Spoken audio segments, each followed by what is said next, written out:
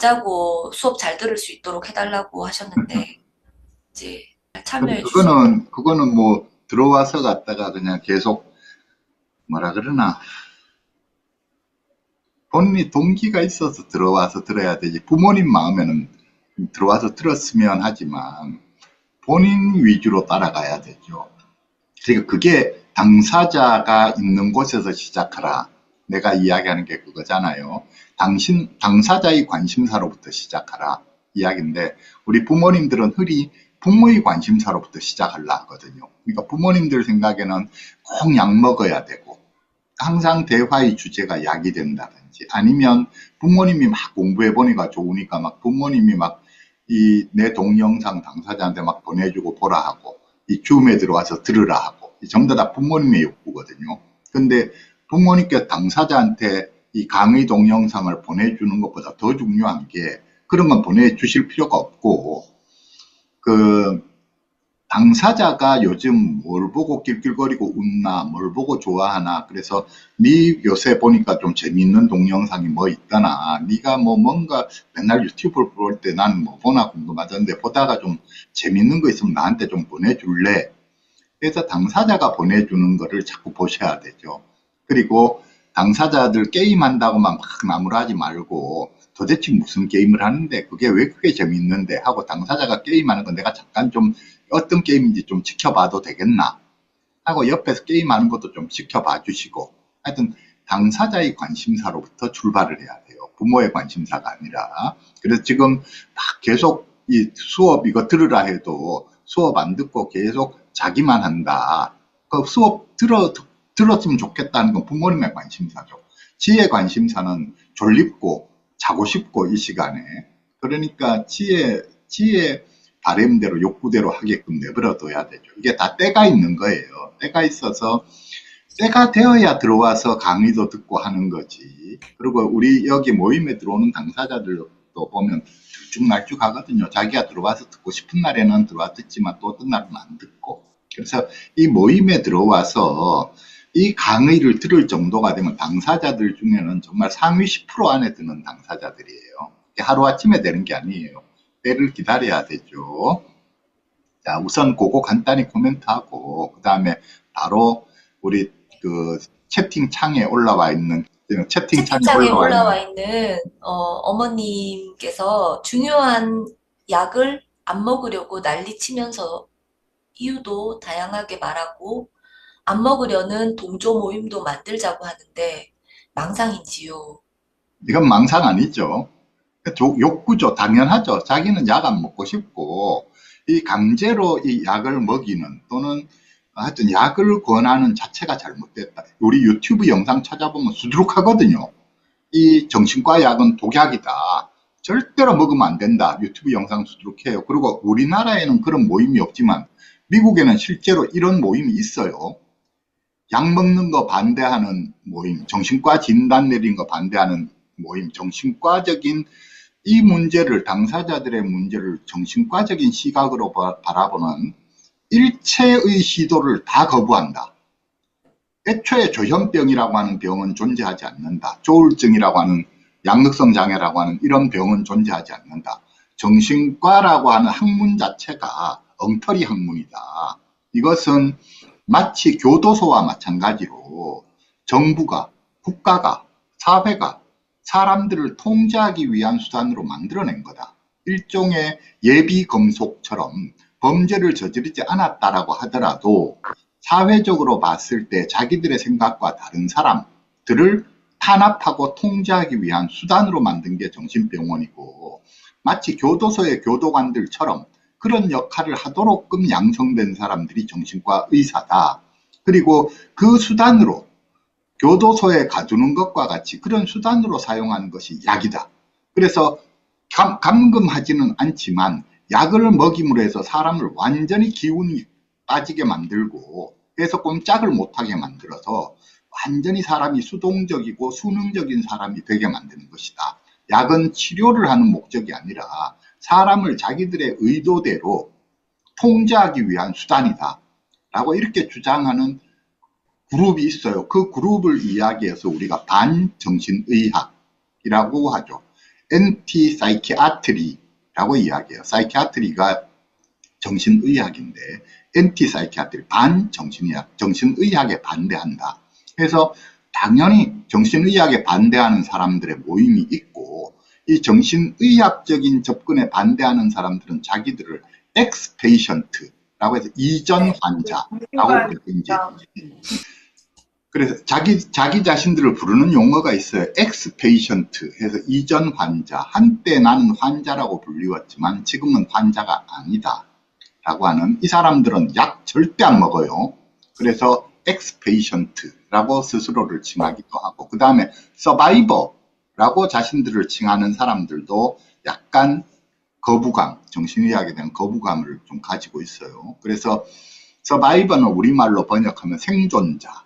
근데 무엇으로부터 생존했다는 거냐? 우리나라에서 의미를 모르면 서바이버를 나는 조현병으로부터 생존했다, 조울증으로부터 생존했다 이렇게 생각해서 서바이버를 쓰는데 사실은 서바이버 생존자라는 용어를 쓰는 미국에서 그 용어를 쓰는 사람들은 나는 사회적인 편견, 사회적인 낙인으로부터 생존했다 그 소리예요.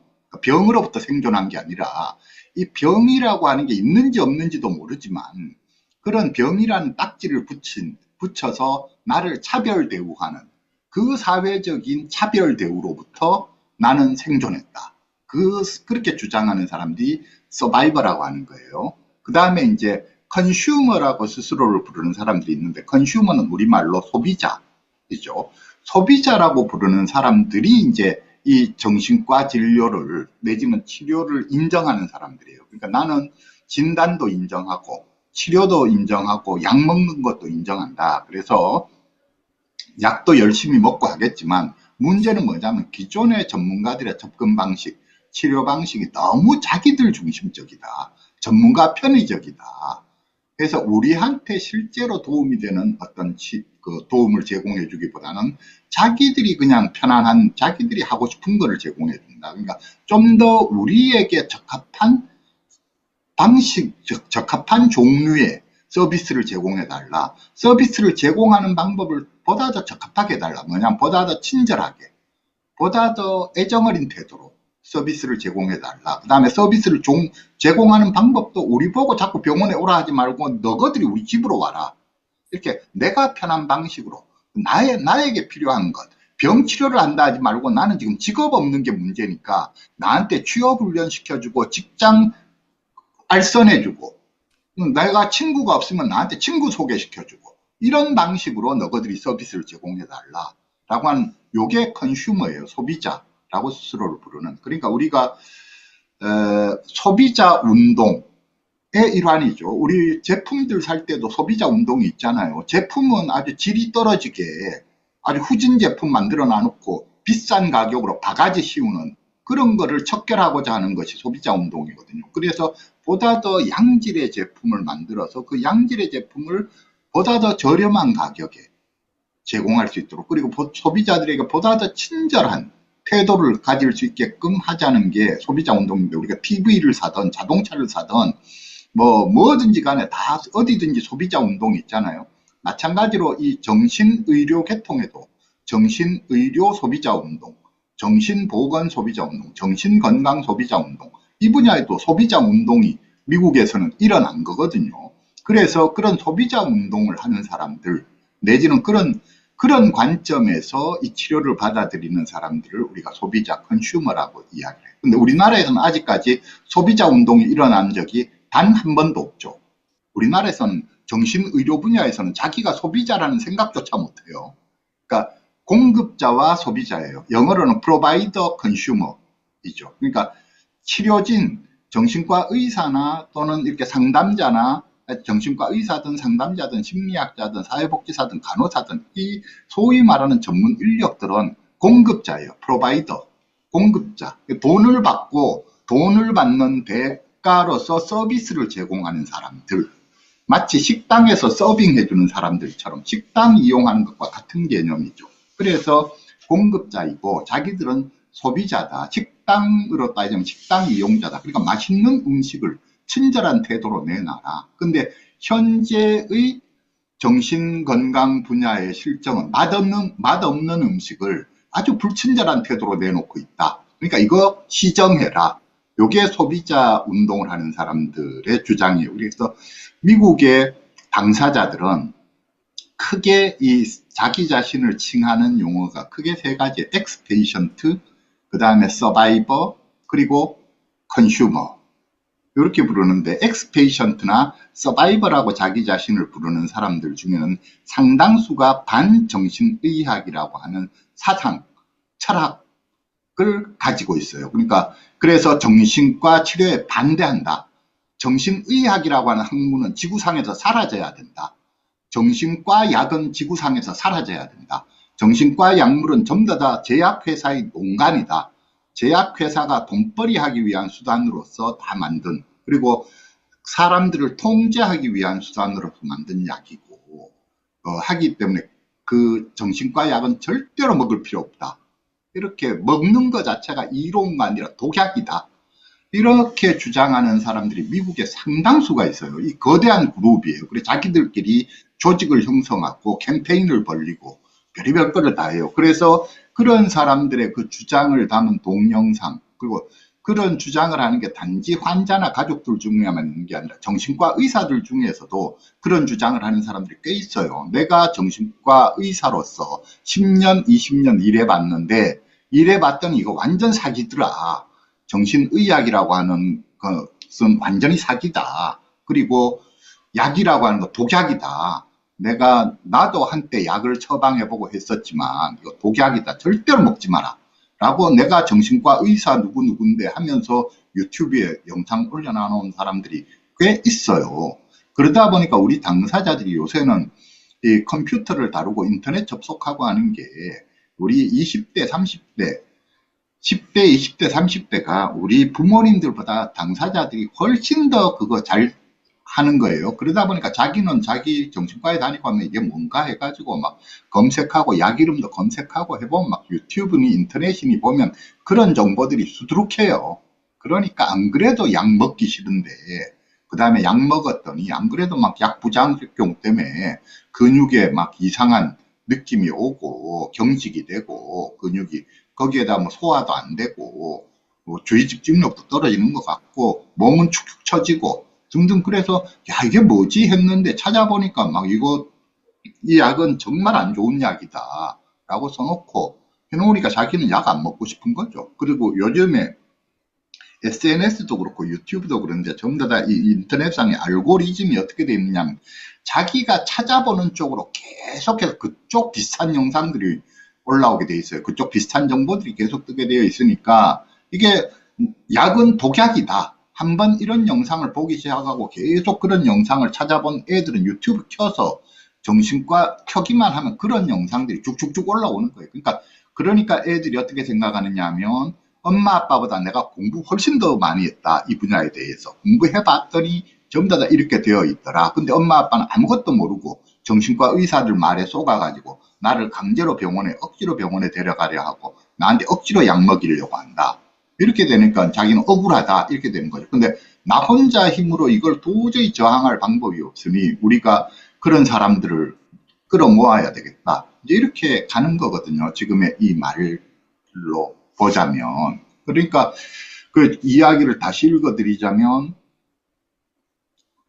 중요한 약을 안 먹으려고 난리치면서, 그러니까 정신과 약 안 먹으려고 난리친다. 그 다음 약을 억지로 먹는 애들 중에서는 그 중에 제일 중요한 약, 조현병 약, 조울증 약, 요런 거 쏙 빼고 나머지 보조제만 먹는 애들도 있거든요. 그래서 중요한 약을 안 먹으려고 난리치면서 이유도 다양하게 말하고, 그 다음에 약 안 먹으려는 동조 모임을 만들자고 하는데 망상이죠. 망상 아니에요. 이건 하나의 신념인데 이 신념을 공유하는 사람들이 많다 하는 거예요. 우리가 망상과 망상이 아닌 게 또 어떻게 되느냐면 신념들 중에 동조자가 많으면 우리가 그걸 망상이라고 안 해요.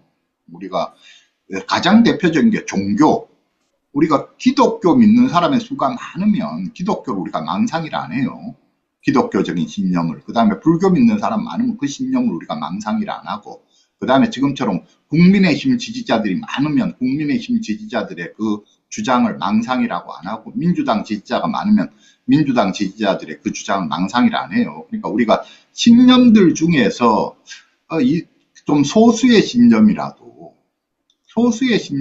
동조자가 많으면 우리가 그건 망상이라고 안 해요. 그러니까 가장 대표적인 게 종교, 그 다음에 정치, 그 다음에 또 소수자 운동, 예를 들어 동성애, 이런 그런 생각들, 이런 것들 망상이라 안 해요. 뭐 나아가서는 요새는 미국 같은 경우에는 우리도 있겠지만 UFO, 외계인은 존재한다, 뭐 UFO 이런 거 뭐 믿는 사람들도 있는데, 그게 많은 사람들이 자기들끼리 그 신념을 공유하면 우리가 그걸 망상이라 안 해요.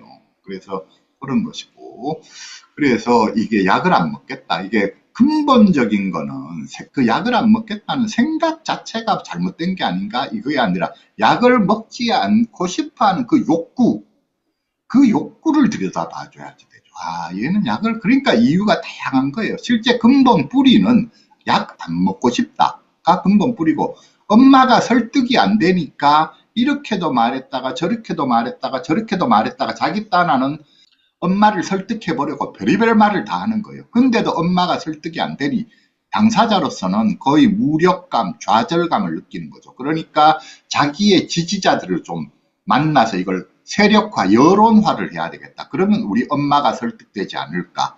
궁극적으로는 엄마를 설득하고 싶고, 나아가서는 뭐 더 나아가자면 이제 사회적으로 자기는 자기의 주장이 옳다는 것을 입증하고 싶고, 그러니까 이 약은 불필요한 약이다, 먹지 않는 게 좋다, 이런 자신의 신념이 옳다는 것을 세상으로부터 인정받고 싶은 거죠. 이런 건 우리가 망상이라고 하지 않아요. 이건 망상이 아니고 그런 욕구, 그런 바램, 내지는 그런 신념이죠. 이건 망상 아니에요. 예, 요까지만 답하겠습니다. 네. 그래서 이제, 어, 이름을 이야기를 하려니까 교수님 편집하기 어려우실 것 같아서. 괜찮아. CSE라고 네. 밑에 그 답을 달아줬는데, 컨슈머, CSE 저렇게 안 쓰고, CSE는 C하고 퍼, 대시하고 S하고 대시하고 E 이렇게 써요. C 퍼, S 퍼, E. 그거 학술적으로 요거 굳어진, 우리가 용어라고 하는 게 학술 논문 같은 데 찾아보면 요즘에, 그러니까 우리나라의 논문은 아직까지도 뭐 정신과 환자 몇 명을, 정신질환 환자 몇 명을 대상으로 연구했고 어쩌고저쩌고, 미국에서 그런 표현 별로 안 써요. 요새는 연구하면은 C per S per E, 뭐 예를 들어서 40명을 대상으로 이러이런 심층 면접 연구를 했다, 이렇게 CSE라고 표현을 해요. 그 다음에 그 밑에 보면 X 페이션트 나름 괜찮네요 라고 글을 달아주셨는데, X를 EX로 쓰는 게 아니라 EX 하고 그 다음에 대시 페이션트, EX, 그러니까 네. 이전이란 소리예요. EX 다시 페이션트 이렇게 써요. 예, 그 밑에 달아놨네. EX 이전. 예, 그래서 이게 이제 우리나라에서는 이게 매우 생소한 개념들이죠. 누구도 이런 개념을 소개해 주는 사람도 없고, 이런 운동이 일어난 적도 없고, 그러니까 우리나라의 전문가들도 이거를 몰라요. 지금 당사자들을 표현할 때 미국에서는 C per S per E, 이렇게 CSE라고 표현한다, 이런 걸 아는 정신과 의사나 심리학자나 간호사, 사회복지사 중에 내가 볼 때는 10명 중에 한 5명, 10명에 100명 중에 한 5명이라도 알까 싶은, 영생소하다, 그런 게 있었느냐라고 할 정도로 우리나라는 아직도 전문가들조차도 이게 뭔지를 모르고 있으니까, 한데 뭐 가족이나 당사자는 더더욱 들어본 적도 없다, 이렇게 되죠. 근데 이게 그러니까 우리가 이런 거죠.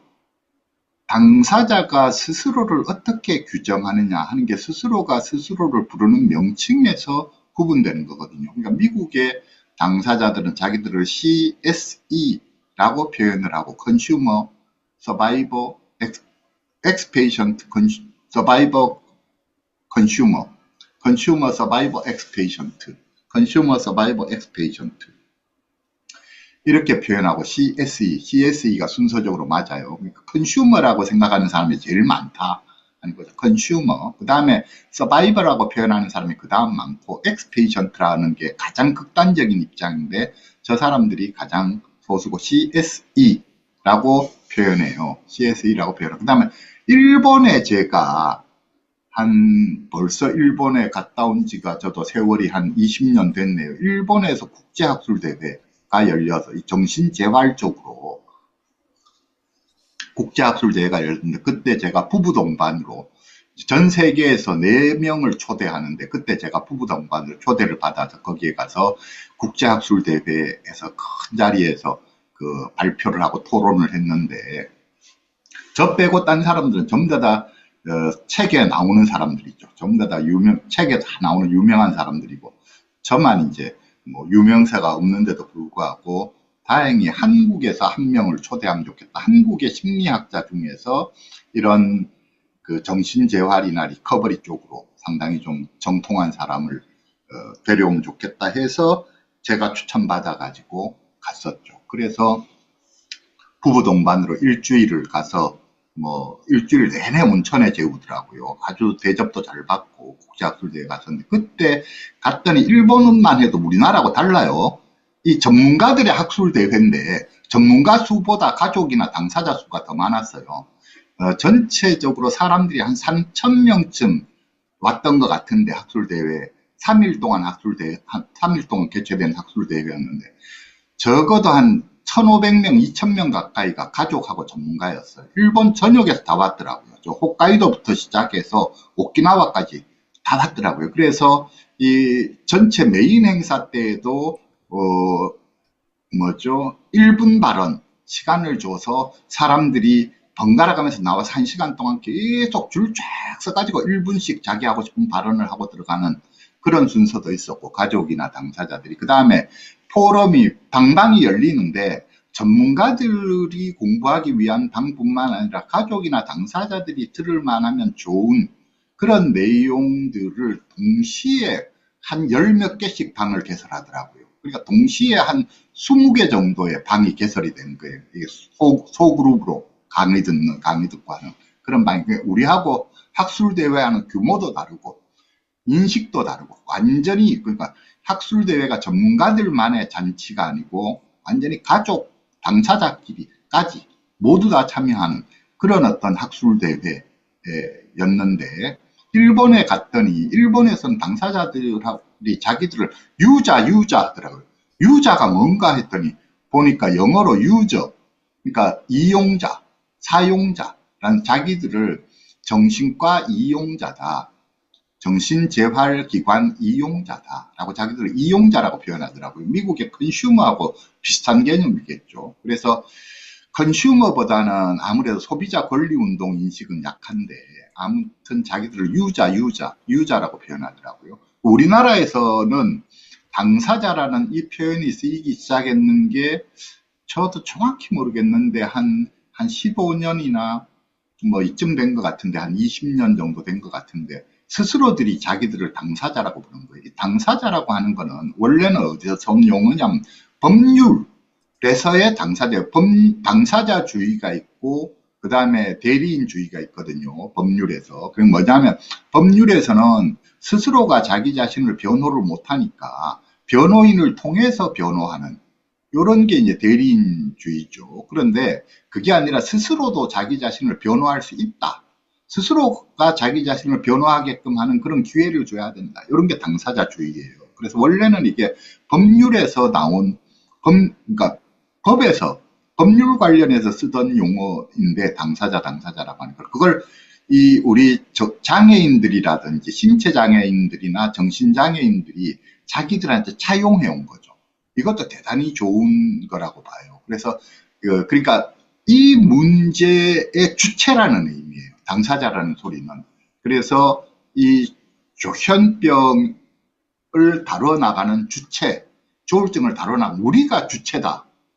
딴 사람들은 사이드다. 전문가든 가족들은 전부 다 사이드, 당사자가 아니다, 이 소리예요. 우리가 당사자다. 그러니까 당사자가 없는 곳에서는, 우리가 없는 곳에서는 아무것도 결정하지 마라.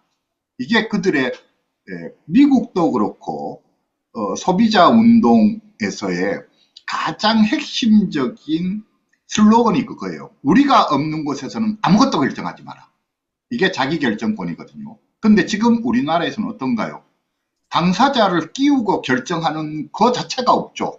모든 결정을 전부 다 전문가들끼리 모여서 하거나 아니면 가족 대표 한 명, 당사자 대표 한 명 정도 그냥 형식적으로 끼워주고 결정하죠. 뭐냐면 정신건강 정책을 결정할 때나 뭐 정신건강과 관련된 예산을 편성할 때나 건강보험 수가를 결정할 때나 그런 자리에 가족 대표가 들어간다, 당사자 대표가 들어간다, 단지 들어가는 뿐만 아니라 거기에서 발언권의 정도를 그러니까 우리가 없는 곳에서는 아무것도 결정하지 마라.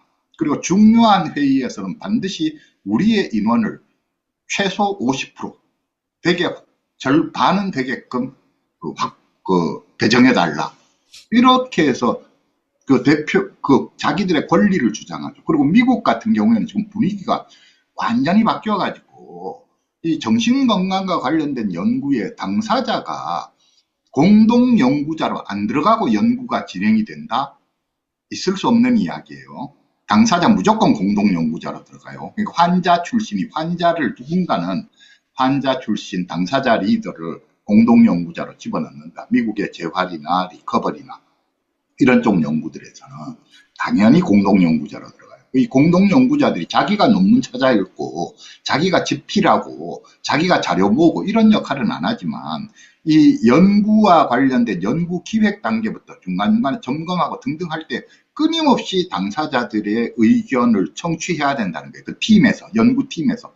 그래서 당사자를 연구팀의 일원으로 예를 들어 논문 쓴 사람의 수가 6명, 7명이다. 당사자가 반드시 1명 내지 2명은 거기에 들어간다는 거예요. 그리고 미국에서는 의과대학에 전부 다 의과대학이는 정신과에 어느 의과대학이든 당사자들이 다 교수로 들어가 있어요.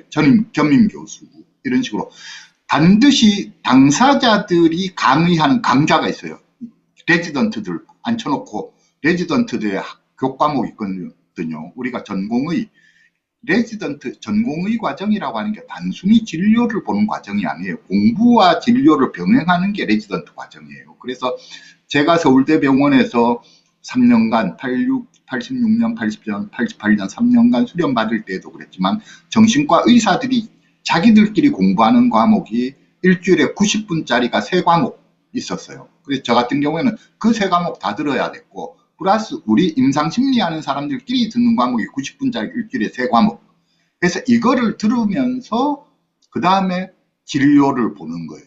이게 병행이 되는 거죠. 그러니까 공부와 진료가 병행이 되는 게 이게 이제 전공의 과정이고 또는 저희들 같은 경우에도 수련 과정인데 수련 과정이라고 하는 게 단순히 일만 하는 과정이 아니고 공부와 실습이 아닌 실무를 겸하는 그 과정이죠. 그런 게 이제 그런 것인데 그때에 반드시 그 수련생들을 대상으로 전문가들만이 가르쳐서는 안 된다는 거예요. 반드시 당사자가 강사로 서고 가족들이 강사로 서서 당사자가 담당하는 과목이 있어요.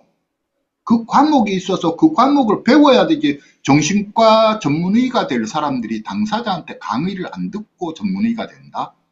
우리나라에서는 당연히 그렇게 하고 있지만 미국에서는 있을 수 없는 일이다 하는 거예요. 그러니까 이게 지금 미국하고 우리가 격차가 얼마나 큰지 이거는 뭐 그래요. 그래서 아무튼 아까 그 반정신의학을 이야기하다가 보니까 이 이야기가 나왔는데 그러니까 이렇게 이제 당사자들이 지금처럼 하는 이거는 컨슈머 운동이죠. 그러니까 미국의 정신건강 소비자 운동. 그래서 멘탈 헬스 컨슈머 무브먼트죠. 컨슈머 무브먼트, 소비자 운동인데 이 소비자 운동에서의 최고의 슬로건이 그거라고 하는 거예요. 가장 중요한 슬로건이 우리가 없는 곳에서는 아무것도 결정하지 마라.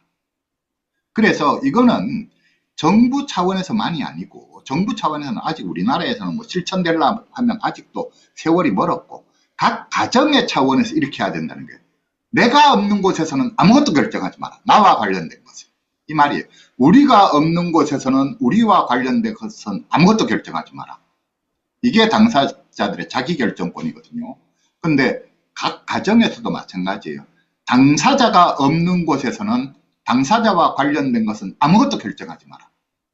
무슨 말이냐면 당사자와 관련된 모든 의사결정에는 당사자의 의견을 당연히 당사자한테 발언 기회를 주고 당사자의 의견을 최대한 반영해서 의사결정을 해라. 당사자와 관련된 일을 당사자하고 의논하지 않고 부모가 마음대로 정하면 안 된다. 그거죠. 그래서 그런 것이에요. 아무튼 그래서 뭐 그 질문이 중요한 약을 안 먹으려고 난리치면서 이유도 다양하게 말하고 약 안 먹으려는 동조 모임도 만들자고 하는데 망상인지요? 라고 질문하셨기 때문에 아닙니다. 그건 망상이 아닙니다. 이야기하면서 제가 덧붙여 설명드린 게 미국의 반정신의학 운동, Anti-Psychiatry Movement, 반정신의학 운동과 미국의 정신건강 소비자 운동, Mental Health Consumer Movement 두 가지 운동에 대해서 제가 설명을 드렸던 거예요. 근데 우리나라는 이 두 가지 운동이 아무것도 아직까지 일어난 적이 없어요. 이런 인식을 갖고 있지도 않고 몇몇 소수의 당사자들이 이런 인식을 갖고 있지 아직까지 우리나라의 가족협회 서울에 있는 심지회에서도 이런 인식은 없어요. 그냥 무조건 의사가 최고다 하고 의사 따라가는 방식으로 지금 다 하고 있는 거죠. 예, 교수님, 그 시간 관계상 소비자 네, 운동 관련해서 자세하게 설명해 주셨지만, 그래, 또 남은 설명은 다음 기회에 또 그래. 듣도록 하고요. 또 질문이 지금 이제 두 분 오늘 질문 꼭 하셔야 된다 하셨는데, 그 어머님께서 아들이 아침에 웬일로 엄마 11시 줌 수업 있제 하더니 집 근처에 커피 카페 가서 듣자 했는데 저는 카페 시끄럽고 집에서 듣는다고 하고 집에서 듣고 있고 아들 혼자 답답하다고 커피집에 갔는데 아들이 커피집에 가서 같이 듣자고 한 걸 거부한 걸 가지고 마음이 찝찝합니다. 시끄러워도 카페에 같이 가서 줌 수업을 같이 들어야 했는지 모르겠습니다. 아들이 카페에 가서 줌 수업에 들어오지 않고 있어서 지금이라도 가볼까요? 같이 지금이라도 듣기. 가보시는 게 좋죠. 가서 이제 살살 달래셔야죠. 그래, 미안하다 하고 달래셔야죠. 그리고 어머님께서는 여기 들어와서 듣고 싶으신 마음이 너무 컸던가 봐요. 사실은 아들이 그러자라고 하면은 그냥 오늘 하루 수업을 놓치는 한이 있더라도 그래, 그러자 하고 따라가서 그 시끄러워서 잘 안 들리더라도 그냥 그 시간을 같이 아드님하고 그렇게 같이 보내는 게 좋았을 것 같긴 하네요. 근데 어머님께서 어머님의 욕구와 아드님의 욕구가 달랐던 거죠. 그러니까 아드님이 지금 삐져갖고 이제 마음이 삐져 있다, 속상해 있다. 그러니까 뭐 삐지고 속상했으면 달래줘야죠. 어쩔 수 없어요. 아직 몸은 다 커서 몸은 30살이 넘었는데 마음은 아직도 어려서 뭐 그렇거든요. 그래서 뭐 작은 일 가지고 서운해하고 삐지고 하니까 부모님께서 이때까지 그래 오셨겠지만 계속 달래줘야 되고 미안하다 해야 되고 뭐 그런 거죠. 그래서 집에 돌아올 때까지 기다리는 것보다 더 좋은 방법은 카페에 직접 찾아가 주는 게 더 좋은 방법이긴 하죠. 우리가 미안하다라고 사과할 때 사과하는 자세로서 이제 좀 더 적극적으로 행동을 취하면 그래도 마음이 좀 풀리기가 수월하죠. 감사합니다. 그래서 더 자세한 거는 오늘은 요 질문에 대해서는 요 정도 다루고 더 자세한 아드님과의 뭐 어떤 일이라든지 이런 거 의논하시려고 하면 내일 1시 반에서 3시 반 또는 내일 7시에서 저녁 7시, 9시 그때 우리 줌 질의응답 시간에 다시 글을 올려주셔요. 요 정도 다루고 지나가겠습니다. 네, 감사합니다. 예. 네, 지금 이제 두 분이 질문 있는데 시간상 가능할까요? 하셨는데 질문만 읽고 다룰 수 있으면 다루고 못 다루면 읽을 내일 질문은 없습니다. 읽을 질문은 없고 직접 말씀을 해주셔야 되는데 그러면 오늘 말고 내일 1시 반에서 3시 반. 오늘은 추가적인 질문을 받기에는 조금 어렵겠네요. 오늘은 대강 이제 서로 소감 있으신 분들 소감 들어보고 그리고 마무리하면 좋을 것 같네요. 그리고 이제 교수님 오늘 쭉 설명을 해주셨는데 이런 미국의 소비자 운동, 이런 당사자 운동에 대해서 우리가 또 미국의 경우를 그대로 모방할 수는 없지만 모방하고 이렇게 답습할 수는 없지만 최소한 그들이 어떤 생각으로 어떻게 이 길을 이 분야의 길을 개척해 나갔는지를 이제 이해하는 건 우리한테 이제 도움이 많이 되기 때문에 이러한 지식을 이제 좀 체계적으로 우리는 배울 필요가 있습니다. 근데 오늘은 아닌 것 같고, 그래. 그리고 네, 이런 이야기들은 언제 날 잡아서 하시면 좋겠고요. 왜냐하면 오늘 질문하시는 분들이 음, 다 망상 관련된 오늘 강의를 듣고 음, 또 요 관련된 질문을 실제적인 음.